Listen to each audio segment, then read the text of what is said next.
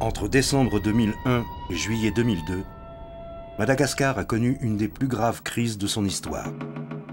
Pendant 7 mois, Didier Ratsirac et Marc Ravalomanana, tous deux candidats à la présidence de la République, se sont affrontés pour le pouvoir. La guerre entre les deux hommes a fini par détruire et ruiner Madagascar. L'île a été coupée en deux, et la population n'a jamais autant souffert d'une querelle politique. Les armes ont parlé, la folie et les violences ont fait le reste. Les conséquences économiques, sociales et sanitaires sont catastrophiques. Voici les chroniques de ces 7 mois de chaos. Tout commence le 16 décembre 2001.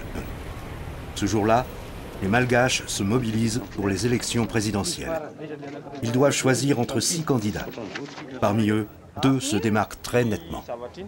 Il y avait 2 poids lourds qui s'étaient nettement distingués par l'utilisation des grands et des gros moyens médiatiques, financiers, techniques et humains.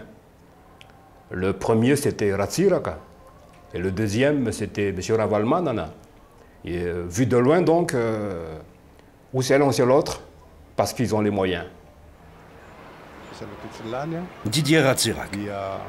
Il est au pouvoir depuis plus de 20 ans. Socialo-communiste, on le surnomme l'Amiral Rouge, à cause de son passé dans la marine française. Converti au libéralisme économique il y a peu, son régime n'a jamais changé. C'est un régime bâti sur la corruption, les magouilles et les intimidations.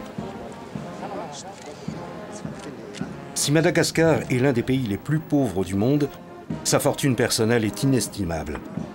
On l'accuse d'avoir pillé les richesses du pays pour son propre compte. Son armée, bien que peu équipée, est politisée et répressive à l'occasion.